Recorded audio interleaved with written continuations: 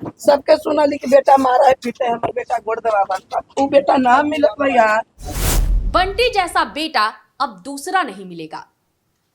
और माँ बाप हैं जिनके बेटे हैं जो अपने माँ बाप के साथ मारपीट करते हैं, लेकिन बंटी एक ऐसा बेटा जो अपनी माँ के पैर दबाता था। ये दर्द है उस माँ का जिसने अभी अभी अपने बेटे को खोया है। और क्यों खोया? सिर्फ इसलिए क्योंकि वो सेक्स रैकेट का विरोध कर रहा था। 6 जुलाई को बंटी का अपहरण हुआ और जो बंटी का शव है वो 5 दिनों के बाद मिला, वो भी 60 किलोमीटर की दूरी पर।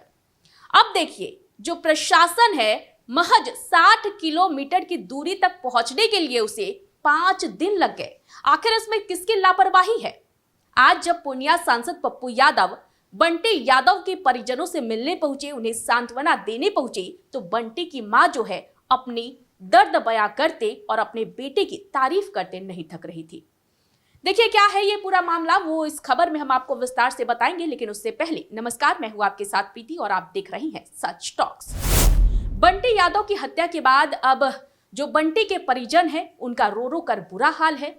लगातार जो कई लोग हैं वो भी बंटी यादव के परिजनों से मिलने पहुंच रहे हैं और इसी क्रम में आज पूर्णिया सांसद पप्पू यादव भी वहां पर पहुंचे थे। उन्होंने परिजनों से मुलाकात की। एक तरफ जहां वो बंटी के परिजनों के आंसू पोंछते नजर आए, वहीं दूसरी तरफ बंटी की मां अपनी दर्द बयां करते नहीं थक रही थी। चलिए सबसे पहले हम आपको दिखाते हैं कि बंटी यादव की मां क्या कुछ कह रही थी और पप्पू यादव ने क्या कुछ मांग कर दिया है प्रशासन और मुख्यमंत्री सम्राट चौधरी से। बेटा हम ना बेटा गोड़ दबा ना सुताला तो बेटा ना बता आज तक सबके सुनली कि बेटा मारा है पीटे है, हमार बेटा गोड़ दबा बनता वो बेटा ना मिलत बा यार। वो बेटा मिलते ना हमर कोई ना वो बेटवा के ना वो ना मन बेटवा रख तो बेटवा के हमर कोई ना पूछ लीजिए।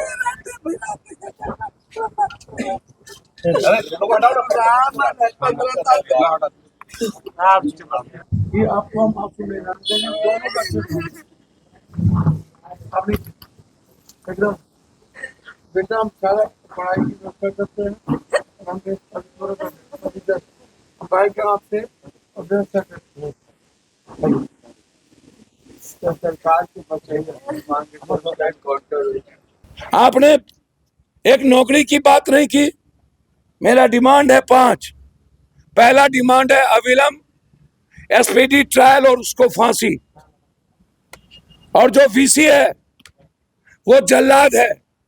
जिस तरीके से तरपा तरपा के किन्नर और वीसी ने 4 दिनों तक मेरे बच्चे को मारा है, तेजाब छीटा है, उससे खौफनाक मौत उसकी होनी चाहिए, ताकि किसी की उम्मीद और किसी का सपना, किसी मां और किसी बेटी का सिंदूर ना पोछा जाए। और क्या वो आकाश पताल में गिर गया? कैसे जिंदा है वो? और ये हाफ इनकाउंटर क्या होता है? या तो क्रिमिनल का काउंटर होगा या तो फांसी की सजा होगी। आप स्पीडी ट्रायल चलाइए, सबका स्पेशल कोर्ट बनाइए, परिवार को कम से कम 1 करोड़ रुपया।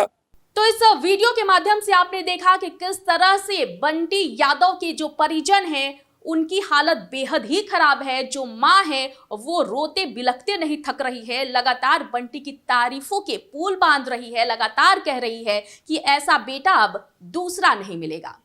हालांकि पप्पू यादव ने भी इस मामले में सरकार को घेरा है। उन्होंने 5 बड़ी मांगे जो है वो भी सरकार के सामने रख दी है। उन्होंने कह दिया है कि परिजन को 1 करोड़ रुपए की राशि सरकार को देना होगा, बंटी की पत्नी को नौकरी देनी होगी और इसके साथ ही उन्होंने ये भी कह दिया है कि राजधानी पटना और आसपास के इलाकों में जितने भी सेक्स रैकेट के ये जो धंधे चलाए जा रहे हैं इसको पूरी तरह से अब खत्म कर दिया जाए।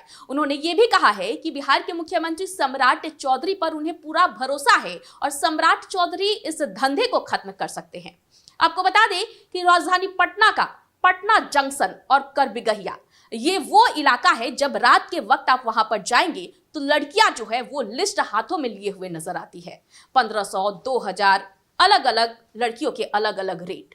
और ये सेक्स रैकेट जो चल रहा है ये सिर्फ ऐसा नहीं है कि किसी को पता नहीं है, राजधानी पटना के रहने वाले अधिकतर लोगों को इस बात की जानकारी है। लेकिन आश्चर्य की बात तो यह है कि बंटी यादव तो इस धंधे का विरोध कर रहा था, लेकिन बगल में रह रही पुलिस, जहां पर बगल में थाना है, कोतवाली थाना है, लगातार पटना जंक्शन जहां पर पुलिस की जो गश्ती है वो होती रहती है, लगातार पुलिस प्रशासन तैनात रहते हैं, उसके बावजूद ये धंधा जो है वहां पर फल फूल रहा है। अब देखना यह होगा कि पुलिस आने वाले समय में क्या कार्रवाई करती है और इस धंधे को कब तक खत्म किया जाता है। इस वक्त की खबर में फिलहाल इतना ही। मुझे दीजिए इजाजत, लेकिन देखते रहे सच टॉक्स।